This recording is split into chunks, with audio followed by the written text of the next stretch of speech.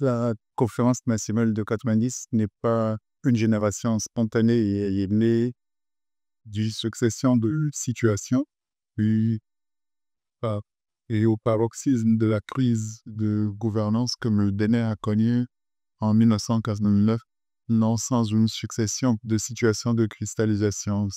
Si je prends essentiellement Sidou en comme repère au milieu des années 80, c'est les grèves perlées qui ont commencé à l'université, la cessation pour la fin des recrutements directs des titulaires de la maîtrise par l'État béninois en 1986, de plus en plus de difficultés à payer les salaires parce que le nombre de sociétés étatiques ont fait faillite. On en a eu des sociétés provinciales dans presque tous les domaines parce que l'économie était étatisée sur la base de l'idéologie marxiste-léniniste qui prônait la nationalisation des moyens de production, des facteurs de production. Bon, donc, tout cela ayant fait grosso modo faillite, le gouvernement étant devenu incapable à la fois de recruter et de payer les salaires, bon, donc s'est retrouvé le dos au mur, obligé d'aller négocier des emprunts, finalement, un plan d'ajustement structurel avec les institutions de Bretton Woods, la Banque mondiale, le FMI, Fonds monétaire international, qui représentent le temps et du capitalisme qu'à l'opposé de l'option socialiste qui était la nôtre. Et donc en 89, l'année également, la chute du mur de Berlin, le début de la perestroïka en Union soviétique. Et donc, au fond, l'État béninois s'est retrouvé coincé de partout et, et avec les demandes incessantes d'ouverture au dialogue, le retour des exilés et d'amnistie, quoique le gouvernement ait fait des efforts dans ce sens. Il est parti qui dirigeait l'école à l'époque ait fait des efforts en ce sens, quoique il y a eu tout ça, et ça n'a pas suffi. Et donc, au cours d'une session conjointe du parti, donc de la direction du parti de la Révolution populaire du Bénin, le parti oui de l'époque, et le conseil exécutif national qui faisait office de gouvernement, il a été retenu que le parti ne dirigeait plus l'État. Et ça paraît bizarre et lointain aujourd'hui dans un contexte de démocratie.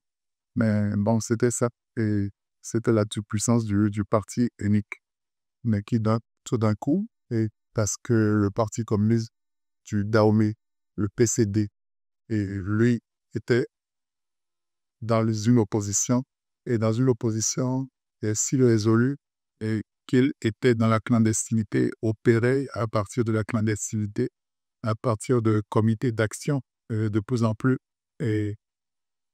actifs, percutants, et entraînant la résistance, la révolte.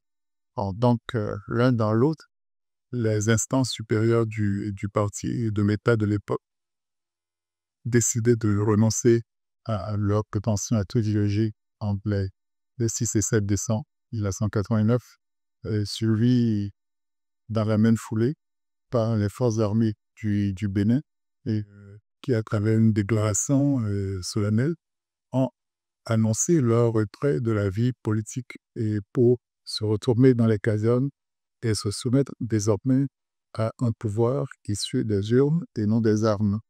Bon, et chemin faisant, et les réflexions se développant pour décider de trouver le meilleur moyen de sortir de crise, l'idée de la conférence nationale a fini par s'imposer pour président Kérétu, mais Kogar Dosso, qui était devenu, euh, qui était critique avec le système révolutionnaire, mais qui a été obligé de rentrer dans un gouvernement, le dernier gouvernement du président Kérékou en 89, a été contraint. Témoigne que c'est bien le président Kérékou qui a sorti la formule, l'expression. Bon, ben, c'était même une conférence nationale qu'il nous faut, nous, l'ensemble de la formule, c'est la conférence nationale des forces vives de la nation. Dans l'histoire des peuples et des mouvements, son équivalent peut se retrouver en France au moment de la Révolution française de 1789 avec ce qu'on a appelé les États généraux de la nation où les différents corps constitués les différents groupes sociaux politiques de la France de 1789 se sont réunis de proche en proche, ont développé leurs idées, leurs solutions pour voilà, construire le nouveau système vers lequel ils voulaient aller. Et je repasse de tout ça. Toujours est-il que la conférence nationale fut convoquée dans la foulée pour le 19 février 1789, non, 1990 autant pour moi, et avec la garantie qu'il n'y aurait pas de représailles contre ceux des exilés politiques qui doutaient encore de l'amnistie déjà accordée quelques mois avant. Donc, davantage de garanties ont dû être données aux uns aux autres. L'exilé le plus emblématique de l'époque peut être considéré comme Maître Edmond Mbeki, exilé au Gabon, qui est rentré au Bénin accompagné d'une ministre des Affaires étrangères du Gabon, comme pour dire que toutes les garanties étaient là.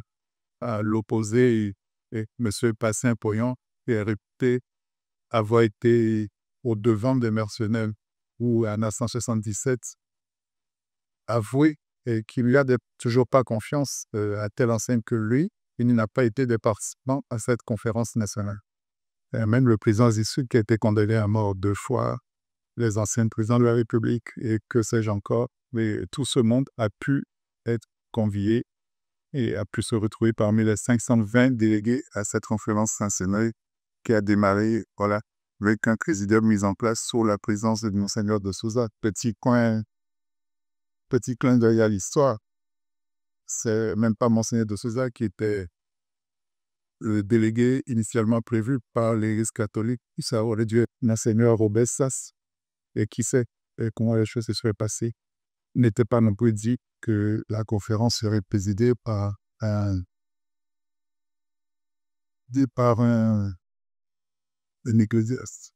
Donc, c'est en situation, selon l'évolution des rapports de force, les dynamiques en présence que non seulement Monseigneur de Souza d'abord a été finalement retelé par l'Église catholique, suppléé Monseigneur Sass, et finalement a été élu quasiment à l'unanimité sans le voix des représentants protestants pour le professeur Paulin Tanti, qui a avoué plus tard son regret, mais leur position était fondée à l'époque sur l'idée que les religieux, les cléricaux, devraient rester en dehors de la chose politique, de choses, position qu'il a regrettée plus tard, soit du tout. Cela soit dit de passage. Donc voilà, comment les choses ont démarré, avec beaucoup de soubresauts, de débats vifs, houleux, pour déterminer la situation juridico-positionnelle qui était celle du pays en ce moment. Quand on voit un parti unique qui renonce à diriger l'État, quand on sait que la plupart des institutions ont été a priori dissoutes dans la foulée, que la colonne vertébrale du régime décide de se retourner par les casernes, on se demande pour elle désormais le pouvoir.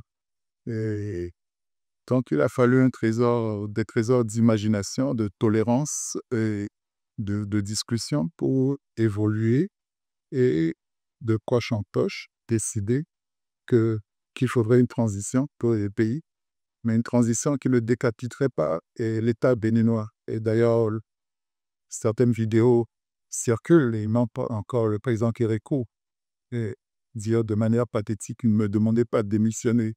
Et je crois que ce fut une belle sagesse des conférenciers de l'époque, parce qu'ailleurs, où on a voulu aller plus loin, on voit très bien comment ça s'est terminé de manière calamiteuse. Quand on a voulu y aller et plus vite que la musique, plus brutalement, qu'on a voulu signifier le congé à ceux qui étaient les tenants du pouvoir de l'époque. Et ça s'est souvent terminé en eau d'Occident ailleurs. Bref, le président Kérékou, qui d'ailleurs était considéré comme l'un des délégués, des 520 délégués, n'a pas manqué de peser de tout son poids pour orienter la conférence nationale vers la recherche d'une solution de sortie de crise. Évidemment, pour lui, c'était de trouver les voies et moyens de retrouver, d'avoir à nouveau de l'argent, des solutions pour payer, pour soutenir l'économie. Évidemment, son souhait le plus profond n'était forcément pas d'être balayé du pouvoir ou de devoir le partager, mais il y a été contraint, la conférence ayant retenu que le président de la République en fonction le resterait, mais en qualité de chef d'État, il céderait ses prérogatives de chef de gouvernement à un Premier ministre qui sera élu. Ainsi, M. Nicéphore Dieudonné Solo, qui était un des gouverneurs de la Banque mondiale, mais quelqu'un de bien loutier par rapport aux questions d'ajustement structurel, s'est imposé comme le candidat naturel pour conduire cette mission cette période de transition à la tête du gouvernement. Le reste de la direction de la conférence nationale, à savoir le présidium, plus un ajout de représentants par département et les anciens présidents de la République, ont constitué ce qu'on appelait le Haut Conseil de la République. Une espèce de parlement de transition là également pour jouer le rôle législatif, mais avec exceptionnellement des pouvoirs de cour constitutionnelle. Donc, le Haut Conseil de la République a fait, à la fin de la conférence nationale, office de parlement de transition, de cour constitutionnelle de transition. Cour constitutionnelle qu'on n'avait même pas avant, mais ou à la limite qu'on avait sous la forme d'une chambre constitutionnelle basée, logée au sein de la Cour suprême, mais n'ayant jamais pu travailler, n'ayant jamais pu rendre quelque arrêt dans sa matière. Et pour cause, c'est les militaires qui se donnaient le droit d'intervenir intempestivement dans la vie politique du Bénin, et comme les arbitres du jeu politique.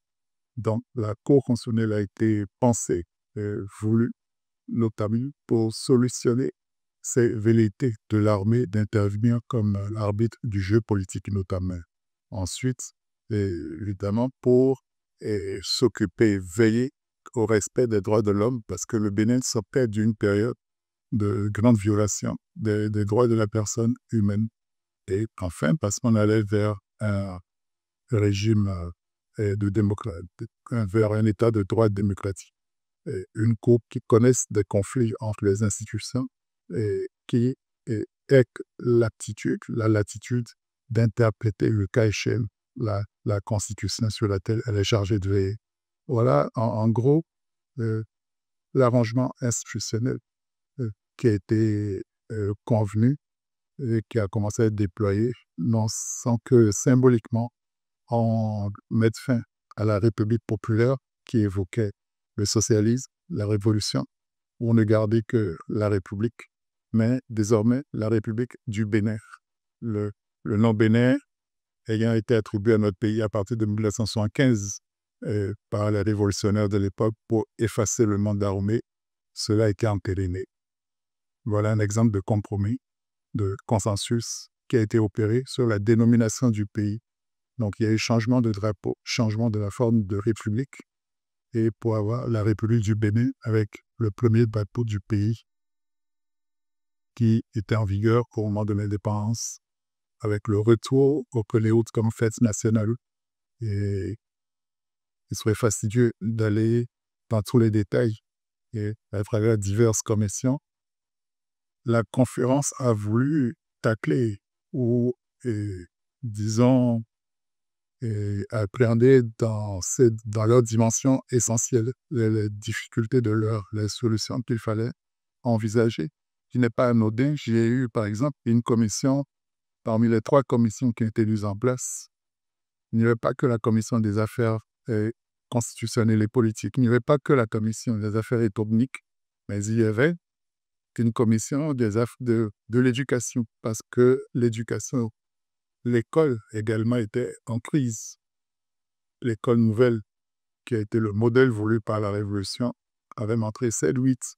Donc là également, il s'agissait de trouver les voies et moyens de relancer l'école, de lui redonner de nouvelles perspectives. Au-delà de cette conférence nationale, il y a eu le clair sectoriel, ce qu'on a appelé les États généraux, tantôt pendant la transition, tantôt euh, au-delà, puisque la transition entre Bocteau, censée durer 11 mois, du 1er mars jusqu'à fin février, a dû s'étendre jusqu'à fin mars 91, et où l'élection du nouveau président de la République a été acquise démocratiquement à travers le président Nicéphore Soblo, ayant prêté serment le 4 avril 91 devant le haut conseil de la République, qui n'a cédé sa place que progressivement à l'Assemblée élue, et 2 ans plus tard, en 1993, à la Cour constitutionnelle, afin qu'est installée. Voilà ce que je peux dire de manière amassée, ce que furent ces moments qui se laissent raconter peut-être aujourd'hui de manière linéaire, qui ont été entrecoupés de heures d'emploi et de shows d'emploi, il faut le dire. Et de manière symbolique, on a vu à des moments donnés cette conférence nationale non seulement se proclamer souveraine pour que ces décisions ne fussent pas être mises sous le boisseau ou remises en cause. D'autant qu'en réalité, et peu de gens le savent, on le dit encore bien peu, au fond, nous avions comme une conférence nationale, mais tenue en dehors du regard du public, à la présidence de la République. Et en 1979, c'était plus exactement ce qu'on a appelé la conférence des cadres, non pas du RBD, mais une conférence déjà ouverte par le parti dominant de l'époque, le Parti révolutionnaire, le Parti de la Révolution populaire du Bénin. Une conférence qui était ouverte aux dissidents du système, aux cadres qui refusaient de craquer main forte et système révolutionnaire, qui avait des réserves, notamment sur l'idéologie martialiste qu'on a voulu imposer à la tête du pays dès 1974. Si en 1972, le 30 novembre 1972, il y a eu un grand consensus à travers les mouvements de jeunesse, les mouvements démocratiques syndicaux, qui ont accompagné le coup d'État du 26 octobre 1972, s'il y a eu donc cette espèce de large consensus d'accompagnement autour des militaires qui venaient de prendre le pouvoir le 26 octobre, il faut dire que c'était la grande famille de la gauche, pour parler idéologiquement, et qui avait pris le devant des choses à partir du 30 juillet 1972, à travers le discours programme, qui a été là également une œuvre commune, qui a été l'objet de plusieurs jours de travail, plusieurs sessions de négociation, de rédaction, y compris même avec des gens qui étaient plutôt de droite. Mais voyez-vous, chemin faisant, la révolution s'est radicalisée et est allée s'enfermer dans une option idéologique qui était devenue exclusive, excluante, presque intolérante vis-à-vis des autres courants. On en a connu la dissolution des mouvements de jeunesse, de plus en plus d'arrestations, d'emprisonnements et d'exil, de vexation. Et voilà. Et donc, tout ce cheminement, ce n'est pas une barre-route économique qui va contraint pour le pouvoir à rendre les armes et à négocier ce qu'on peut retenir comme le passage pacifique à un régime dictatorial vers un régime démocratique. Et sans conjonction de la France, et encore moins en dehors du discours de la boule du président François Mitterrand, qui n'est intervenu qu'après notre conférence nationale. On ne le dit pas assez, la conférence nationale du Bénin s'est déroulée en février 90, le discours de la boule a eu lieu en mai ou juin de la même année. Et entre les deux, il faut rendre hommage à nos frères du Cap-Vert qui n'étaient pas moins sous un régime de parti unique dès leur indépendance en 1975. Et pourtant, euh, sans conférence nationale, ils sont allés à des élections pluralistes où le parti unique de l'époque a été battu et s'est retiré du pouvoir sans tapage. Voilà deux exemples, deux trajectoires, celle du Bénin et celle du Cap-Vert qui indiquent à l'envi à quel point c'est des dynamiques internes qui ont favorisé, et là, au moins dans leur cas, l'alternance.